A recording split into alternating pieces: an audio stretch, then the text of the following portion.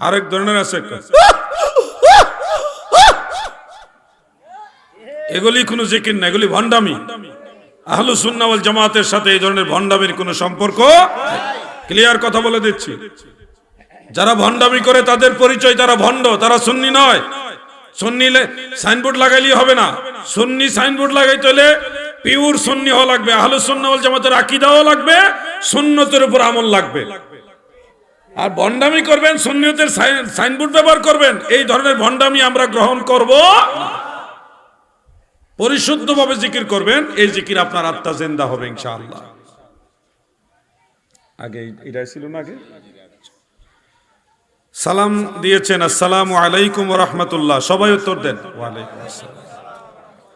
সূরা দোহার আলোকে আল্লাহর নবী কি পথভ্রষ্ট ছিলেন? অনেক গুরুত্বপূর্ণ একটা প্রশ্ন। সূরা দোহার একটা আয়াত আছে, ওয়াজাদাকা দাল্লান ফাহাদা, এই যে আয়াতে কারিমা, এটার তরজমা অনুবাদ দুই ভাবে হয়। আমরা যারা আহলুস সুন্নাহ ওয়াল জামাতের অনুসারী আমরা করি একভাবে, আর যারা আহলুল বিদআ, যারা ভণ্ড, যারা নবীর দুশমন, গোস্তাকে রাসূল, এরা অর্থ করে আরেকভাবে। খেয়াল করেন, একটা অনুবাদ হলো এরকম যে ওয়াজাদাকা দাল্লান, আমি আপনাকে পথ হারা অবস্থায় পেয়েছি। পথ হারা মানে পথভ্রষ্ট। ফাহাদা, অতঃপর পথ প্রদর্শন করেছি, মানে নবীজি পথ হারা ছিলেন, পরে পথ দেখাইছেন। কোন নবী কখনো পথ হারা ছিলেন, পথভ্রষ্ট ছিলেন, এই আকীদা রাখা যাবে না। বরং আকীদা রাখবেন নবীর কর্ম আমাদের ধর্ম, নবীগণ মাসুম নিষ্পাপ, তিনাদেরকে আল্লাহ তাআলা ওহী দ্বারা কন্ট্রোল করে, তিনাদের প্রতিটি কর্ম আল্লাহ তাআলার নির্দেশে সংগঠিত হয়। এখন ওই আয়াতে কারিমার মধ্যে যে কথাটা এসেছে ওয়াজাদাকা দাল্লান ফাহাদা, এটা সঠিক অর্থ কি? সঠিক অর্থ হলো তাফসীরে কুরতুবী শরীফের মধ্যে আছে। আমার কথা কিতাবের সাথে মিলাবেন। তাফসীরে কুরতুবী শরীফের মধ্যে আছে ওয়াজাদাকা দাল্লান আই মুহিব্বান লিল্লাহি তাআলা, ফাহাদা আই হাদাহুমুল্লাহু বিকা, আমি আল্লাহ আপনাকে, আমি আল্লাহর প্রেমে মোহব্বত করনেওয়ালা হিসেবে, মুহিব্বান লিল্লাহ, আল্লাহকে ভালোবাসেন এমন ভালোবাসার গভীর অবস্থায় পেয়েছি। ফাহাদা আই ফাহাদাহুমুল্লাহু বিকা, এই দুনিয়ার মানুষদেরকে আল্লাহ আপনার মাধ্যমে হেদায়েত করছে। এটা হলো তাফসীরে কুরতুবীর মধ্যে আছে, অন্যান্য তাফসীরের মধ্যে আছে। বাইরে এমন শিক্ষিত হইও না, এমন জ্ঞানী হইও না, যার হাদিস পড়ে জ্ঞানী হয়েছ তাকেই তুমি বানিয়ে দাও নিরক্ষর, তাকেই তুমি বানিয়ে দাও পথভ্রষ্ট। খবরদার, দল্লান শব্দের অনেকগুলো অর্থ আছে। দল্লানের অর্থ দলালাত, যেটা গুমরাহি, এটাও হয়, পথ হারাও হয়, কিন্তু আরো অর্থ আছে। ইন্না আবানা লাফি দলালিম মুবিন, এরকম কয়েকটা আয়াতের মধ্যে আছে। সেখানে দলালুন এর অর্থ নেওয়া হয়েছে প্রেমে বিভোর হয়ে থাকা। যেমন ইউসুফ নবীকে তিনার পিতা ইয়াকুব নবী খুবই মহব্বত করতেন, হ্যাঁ, খুবই ভালোবাসতেন, এত ভালোবাসতেন যার কারণে, আমি তো আর হাফেজ না, আয়াতে কারিমাটা যেভাবে যতটুকু মনে আছে বললাম, ইন্না আবানা লাফি দলালিম মুবিন, এরকম একটা। সেখানে দলালিম মুবিন দ্বারা হযরতে ইয়াকুব আলাইহিস সালামকে গুমরা বোঝানো হয়নি, তিনাকে বোঝানো হয়েছে ইউসুফ নবীর প্রতি উনি বেশি মহব্বতে আকৃষ্ট হয়ে আছেন। তো এই জন্য দল্লানের একটা অর্থ হলো প্রেমাস্পদ হওয়া, প্রেমে বিভোর হওয়া। তাফসীরে মাজহারির মধ্যে উল্লেখ আছে যে আমাদের নবীজি হেরা গুহার মধ্যে ধ্যানমগ্ন অবস্থায় ছিলেন। কার ধ্যানে? আল্লাহর ধ্যানে। আল্লাহর ধ্যানে বিভোর ছিলেন। এরপরে দুনিয়ার মানুষের হেদায়েতের জন্য আল্লাহ তাআলা সেই হেরা গুহার ভিতরে কোরআন নাজিল করছেন। বাস্তব চিত্র হলো এটা। অনেকে মনে করে নবী লেখাপড়া জানে না। শোনো, জিবরিল আমিন আলাইহিস সালাম এসে বললেন ইকরা, আপনি পড়ুন। নবীজি বলছেন মা আনা বিকারিন, আমি পড়নেওয়ালা নই, পাঠক নই। অর্থাৎ ইন্নামা বুইস্তু মুআল্লিমান, আমি পড়ার জন্য দুনিয়াতে আসিনি, আমি জগতের শিক্ষক হিসেবে এসেছি। দুনিয়ার মানুষকে পড়াইবার জন্য, শিখাইবার জন্য আসছি। সুবহানাল্লাহ। এই জন্য আল্লাহ তাআলা কোরআনে বলেছেন ইউআল্লিমুহুমুল কিতাবা ওয়াল হিকমা, আপনি তাদেরকে কিতাব শিখাইবেন, হিকমত শিখাইবেন। আপনি শিখার জন্য দুনিয়াতে যান নাই, শিখাইবার জন্য গেছেন। এজন্য আমার অনেক ভাইরা বলে নবীজি পড়তে জানেন না। খবরদার, নবীজি পড়তে জানেন না নয়, নবীজি পড়ার জন্য দুনিয়াতে আসেননি। অর্থ যেটা এসছে, মা আনা বিকারিন, আমি কারি নই। কারি মানে পড়নেওয়ালা, পাঠক। আমি পড়ার জন্য আসিনি, পড়বে তো সে, যে আরেকজনের লেখা। এই যেমন উনি এটা, কেউ একজন লেখা দিছে, এটা আমি পড়তেছি, আরেকজনের লেখা, সেটা দলিল হিসেবে নিয়ে নিয়ে তারপরে এটা আরেকজনকে পড়ে শোনাইবে। এটা হলো পাঠকের কাজ। আমার নবী নিজেই দলিল। নবীজি দুনিয়ার কারো কথা পড়ে দুনিয়াতে দলিল দিতে হবে না। আল্লাহর নবী নিজেই দলিল। নবী যা বলে তা দলিল, নবী যা করে তাও দলিল, নবী যা সমর্থন করে তাও দলিল। ঠিক কিনা বলেন? নবীর সম্মান বুঝতে হবে, নবীর ইজ্জত বুঝতে হবে। জুসের ঠেলা এত বড় মুফাসসির হয়েছেন, জুসের ঠেলা কই নবীজি পথভ্রষ্ট ছিল। খবরদার, আল আম্বিয়াউ মাসুমুন, সমস্ত নবীরা নিষ্পাপ। পথভ্রষ্ট মানে কি? গুমরা হয়ে গেছে, পাপের দিকে চলে গেছে, ভুল পথে চলে গেছে। ভুল পথে গেলে কি সওয়াব হয়? এই জন্য বলছি, নবীদের ব্যাপারে এই ধরনের ধারণা রাখা যাবে না, কোন নবীর ব্যাপারে না। সব নবীরাই আল্লাহ তাআলার ওহী কর্তৃক কন্ট্রোল। নবীরা গুনাহ করেছেন এই আকীদা রাখা যাবে না। নবীদের কোনো গুনাহ নাই, নবীদের ভুল আছে এটাও বলা যাবে না। বলবেন আদম আলাইহিস সালাম কি গন্ধম খেয়ে ভুল করছে না? জি না, এটা ভুল বলা যাবে না, এটা খেলাফে আওলা। কারণ হযরত আদম আলাইহিস সালামকে আল্লাহ তাআলা সৃষ্টি করেছেন জমিনে পাঠানোর জন্য, জান্নাতে রেখে দেওয়ার জন্য নয়। ইন্নী জাইলুন ফিল আরদে খলিফা, ফিল আরদে খলিফা, জমিনের জন্য ওনাকে খলিফা বানানো হয়েছে। এই জমিনে পাঠানোর একটা প্রক্রিয়া হলো গন্ধম গাছ। এটা ছিল একটা মাধ্যম, এটা আল্লাহর ইচ্ছায় সংগঠিত হয়েছে। আমাদের অবস্থান থেকে বড় জোরে বলতে পারবো, এটা খেলাফে আউলা, উত্তমতার বর্জন। ভুল বলা যাবে না। নবীর কর্ম আমাদের ধর্ম। আমাদের নবীজি নামাজ পড়াইতে গিয়ে সালাম ফিরাইছেন, 4 রাকাতের নামাজ পড়াইতে গিয়ে 3 রাকাতের সালাম ফিরাইছেন। অনেকে ভুল ধরে বসে নবী ভুল করছে, নাউজুবিল্লাহ। নবীজি ভুল করেনি, কারণ নবী জানে উম্মতে ভুল করবে। উম্মত নামাজ পড়তে গিয়ে অনেক সময় ভুল করবে। এই ভুলটা কিভাবে শুধরাইতে হবে, আল্লাহর ইচ্ছায় নবীজি 3 রাকাতে সালাম ফিরাইয়া, যখন অন্যান্য সাহাবারা বলছে হুজুর আপনি 3 রাকাতে সালাম ফিরাইছেন, নামাজ কি কমায় দিছে আল্লাহ নাকি আপনি ভুলে গেছেন? নবীজি বললেন লাম আনসা ওয়া লাম তাকসুর, আমি ভুলে যাইনি, নামাজও কমানো হয়নি। তখন দয়াল নবী রাসূল পাক সাল্লাল্লাহু আলাইহি ওয়াসাল্লামকে সাহাবারা বললেন ক্বালু বাল নাসিতা, ওগো নবী মনে হয় আপনি ভুলে গেছেন, আপনি 3 রাকাতে সালাম ফিরাইছেন। দয়াল নবী পুনরায় আরেক রাকাত নামাজ পড়ে সিজদায়ে সাহু দিলেন। এখানে মূল বিষয়টা নবীর কোনো ভুল না, মূল বিষয়টা হলো একটা প্রেক্ষাপট তৈরি করে নামাজে যদি ভুল হয় সেই ভুলটা কেমনে শুধরাইবেন, সিজদায়ে সাহুর মাসআলাটা নবীজি শিখিয়ে দিলেন। তুমি যদি আদর্শবান উম্মত হও তাহলে নবীর দোষ খুঁজবা না, তুমি এখান থেকে শিক্ষা নিবা। আল্লাহ আমাদের ভাইদের বোঝার তৌফিক দেন, আমিন বলেন। আপনার কষ্ট হইতেছে নাকি?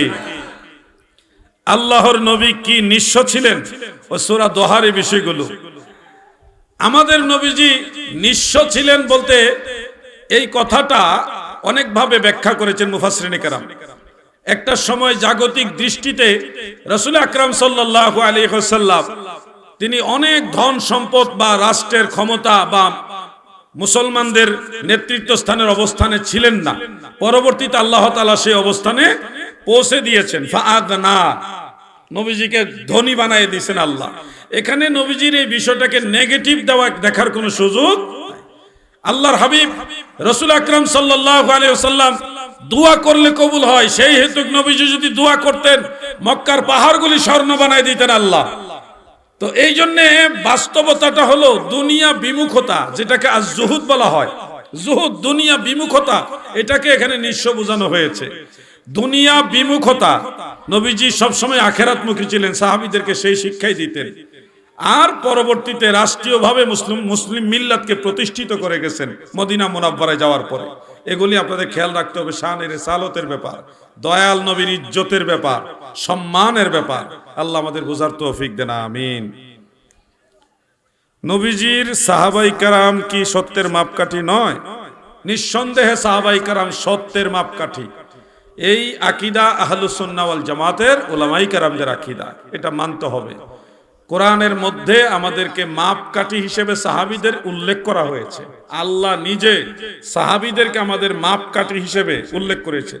যেমন আমিনু কামা আমানান নাস, তোমরা ঈমান আনো যেইভাবে সাহাবীরা, এখানে নাস দ্বারা সাহাবী, যেভাবে সাহাবারা ঈমান আনছে ওইভাবে ঈমান আনো। তাহলে মাপকাঠিটা দিল সাহাবাই কেরামের সাথে, মাপকাঠি দিল কাদেরকে? সাহাবাই কেরামকে। অতএব কোরআন অনুযায়ী প্রিয় নবীজির সাহাবীদেরকে সত্যের মাপকাঠি মানতে হবে, শুধু আমলের ক্ষেত্রে না, ঈমানের ক্ষেত্রেও। আপনি সঠিক ঈমানদার কিভাবে হবেন, এই মাপকাঠিটা সাহাবীদের কাছ থেকে শিখে নেবেন। সাহাবাই কেরাম কিভাবে এটা মানছেন, তাহলে আপনি সঠিক রাস্তা পেয়ে যাবেন। আল্লাহ আমাদের বুঝার তৌফিক দেন, আমিন বলেন।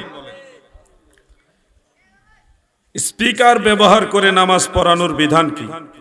লাউড স্পিকার ব্যবহার করে নামাজ পড়ানো সম্পর্কে ফিকহের মাসালা মোতাবেক এটা মুবাহ। মুবাহ মানে বৈধ, মুসলমানদের প্রয়োজন এটা মনে করলে জায়েজ আছে, ব্যবহার করতে পারবেন। আর যদি মনে করেন না আমরা স্পিকার ব্যবহার করব না, সরাসরি মুকাব্বিরের মাধ্যমে নামাজ পড়ব, তাহলেও আপনার জন্য সেটা উত্তম হবে। কিন্তু লাউড স্পিকার ব্যবহার করা নিষেধ না। সব সময় মনে রাখবেন, কোন বিষয়কে হালাল হারাম বানাইবার মালিক আল্লাহ এবং আল্লাহ রাসূল। দুনিয়ার কোন আলেম কোন বিষয়কে ইজতিহাদের মাধ্যমে হারাম বলতে পারবে না। ইজতিহাদ দ্বারা, কিয়াস দ্বারা কখনো হুরমত সাবেত হয় না, এটা মনে রাখবেন এই কথাটা। হারাম সাবেত হয় দলিলে কাতঈ দ্বারা, অকাট্য দলিল দ্বারা। অনেক ক্ষেত্রে খবরে ওয়াহিদ দ্বারাও হয়, কিন্তু এটা মুস্তাহিদ যারা, ওনারা সিদ্ধান্ত দিবেন, আমি আপনি পারবো না। সাধারণ আলেমরা এটার ফয়সালা দিতে পারবে না, মুজতাহিদ হওয়া লাগবে। উনি যদি খবরে ওয়াহিদ সামনে রেখে অন্যান্য দলিলকে আনুষঙ্গিক বিষয় রেখে উনি যদি রায় দেয়, তাহলে এক্ষেত্রে খবরে ওয়াহিদ কেন্দ্রিক আপনি একটা বিষয়কে হারাম মেনে নিতে হবে উনি রায় দিলে। যেই রায়টা একজন জজ সাহেব দিতে পারবে, এটা কি ভ্যান চালকে দিতে পারবে? খবরদার, বুঝে শুনে সামনে এগোতে হবে। লাউড স্পিকার হারাম যারা বলেন, আপনারা এই উসুলটা ভুলে গেছেন যে মা আহাল্লাল্লাহু ফাহুয়া হালালুন ওয়া মা হাররামাহু ফাহুয়া হারামুন। আল্লাহ যা হালাল করে তাই হালাল, আল্লাহ যা হারাম করে তাই হারাম। অনুরূপভাবে রাসূল পাক সাল্লাল্লাহু আলাইহি সাল্লামকে আল্লাহ তাআলা সেই অথরিটি দিয়েছে, নবীজি যা চাইবেন সেটা হালাল, নবীজি যেটা চাইবেন না সেটা হারাম। ইয়া আইয়ুহাল্লাযীনা আমানু আতিউল্লাহ ওয়া আতিউর রাসূল, হে ঈমানদারেরা তোমরা আল্লাহর আনুগত্য করো, আমার রাসূলের আনুগত্য করো। অতএব হালাল এবং হারাম বানাইবার মালিক আল্লাহ এবং আল্লাহর রাসূল। কোন আলেমের ইজতিহাদ দ্বারা, গবেষণা বা কিয়াস দ্বারা কখনো হারাম সাব্যস্ত হবে না। আমাদের দয়াল নবীজি বলেছেন, যাদের চেহারা উজ্জ্বল হবে তাদের পরিচয় হলো তারা আহলুস সুন্নাহ ওয়াল জামাত। সুবহানাল্লাহ বলেন। জান্নাতে যেতে হলে আপনাকে আহলুস সুন্নাহ ওয়াল জামাত বা সুন্নি জামাতের আকীদা গ্রহণ করতেই হবে। কারণ তিরমিজি শরীফ এবং মুআজামুল কাবীর লিতাবারানির মধ্যে উল্লেখ রয়েছে, আল্লাহর হাবিব রাসূল পাক সাল্লাল্লাহু আলাইহি ওয়াসাল্লাম বলেন, সাতাফতারিকু মিন উম্মতি সালাসা ওয়া সাবঈনা কুল্লুহুম ফিন-নার ইল্লা মিল্লাতান ওয়াহিদা। ক্বালু মান হিয়া ইয়া রাসূলাল্লাহ? ক্বালা মা আনা আলাইহি ওয়া আসহাবি। নবীজি বলেছেন, আমার উম্মত ৭৩ দলে বিভক্ত হবে, ৭৩ দলে আমার উম্মত বিভক্ত হয়ে যাবে। কুল্লুহুম ফিন-নার, সবাই জাহান্নামে যাবে। ইল্লা মিল্লাতান ওয়াহিদা, শুধু একটা দল জান্নাতে যাবে। শোনো হে দেবিদ্বারের মুসলমান, আমি বলছি না, আল্লাহর রাসূলের কথা আমি শোনাচ্ছি। ৭৩ দলে উম্মতে মুসলিমা বিভক্ত হবে, সবাই জাহান্নামে যাবে, শুধুমাত্র এক দল জান্নাতে যাবে। সাহাবায়ে কেরাম প্রশ্ন করলেন, ক্বালু মান হিয়া আও মান হুম ইয়া রাসূলুল্লাহ? নবী গো,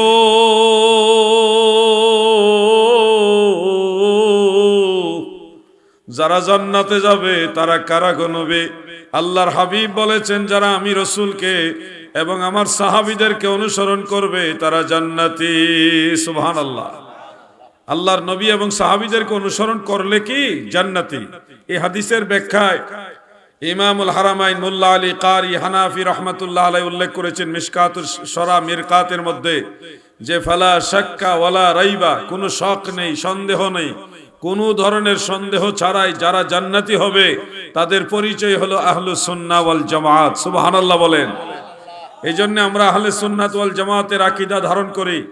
ইমাম আবু হানিফা, ইমাম মালিক, ইমাম শাফিঈ, ইমাম আহমদ বিন হাম্বল, ইমাম বুখারী, ইমাম মুসলিম, ইমাম তিরমিজি, ইমাম আবু দাউদ, ইমাম নাসাই, ইমাম ইবনু মাজাহ, ইমাম বাইহাকি, ইমাম ইবনু হাজার আসকালানি, ইমাম বদরুদ্দিন আইনি, ইমাম আবু জাফর আত-তাহাবি, ইমাম মোল্লা আলী কারি, ইমাম ইবনু হাজার মক্কি হাইতামি, ইমাম নুরউদ্দিন আলী হালাবি, পৃথিবীর যত ইমাম আছে, বড় পীর আব্দুল কাদের জিলানী বাগদাদি, খাজা গরিবে নওয়াজ মুঈনুদ্দিন চিশতি আজমিরি সঞ্জরি, খাজা বাহাউদ্দিন নকশবন্দ আল বুখারী, হযরত শেখ আহমদ সেরহিন্দি মুজাদ্দিদ আল ফিসানি, হযরত শেখ আব্দুল হক মুহাদ্দিসে দেহলভী, শাহ ওলিউল্লাহ মুহাদ্দিসে দেহলভী, সারা পৃথিবীতে যত আইম্মাই কেরাম, মুহাদ্দিসিনে কেরাম, মুফাসসিরিনে কেরাম, আউলিয়ায়ে কেরাম ছিলেন, আছেন, সবাই যারা হকের উপর আছেন তাদের পরিচয় হলো তারা আহলুস সুন্নাহ ওয়াল জামাত।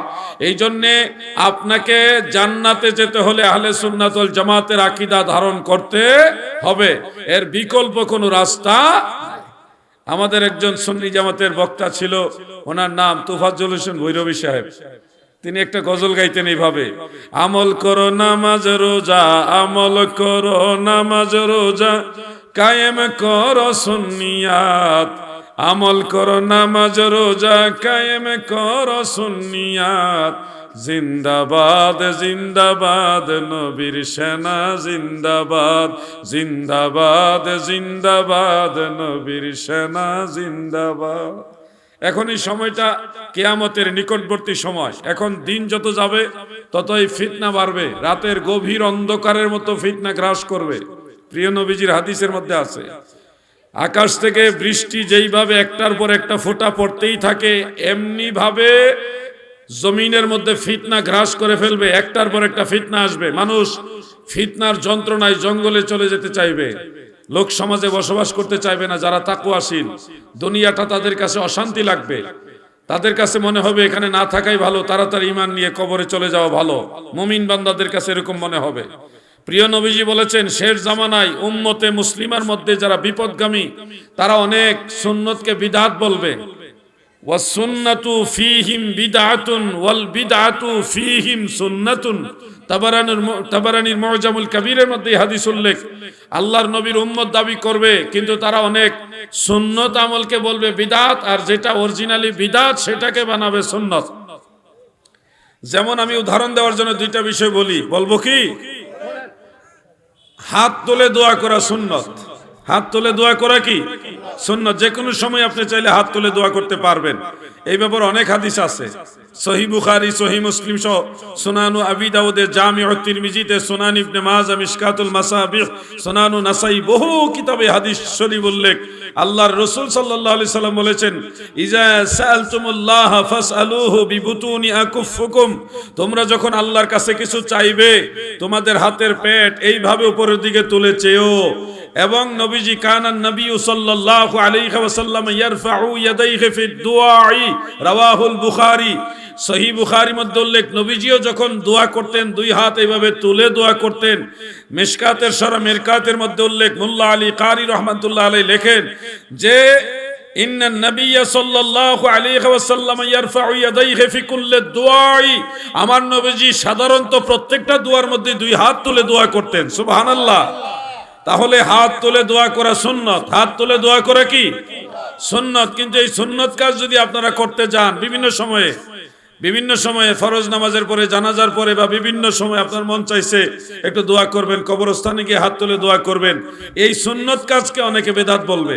ওই যে 1450 বছর আগে নবীজি বলছে, ওয়া সুন্নাতু ফীহিম বিদআতুন, সুন্নত আমলটা তাদের কাছে হয়ে যাবে বিদআত। আপনি হাত তুলে দোয়া করছেন, এটা অনেকের কাছে মনে হবে বিদআত। ওয়াল বিদআতু ফীহিম সুন্নাতুন, যেটা শরীয়তে আল্লাহর রাসূলের দ্বীনের মধ্যে অরিজিনালি বিদআত, সেটাকে তারা বানিয়ে দিবে সুন্নাত। যেমন একামত দেওয়ার আগেই, নামাজের জামাতের জন্য একামত দেওয়া হয়, একামত দেওয়ার আগেই মুয়াজ্জিন সাহেব আমাদেরকে একটা অ্যানাউন্স করে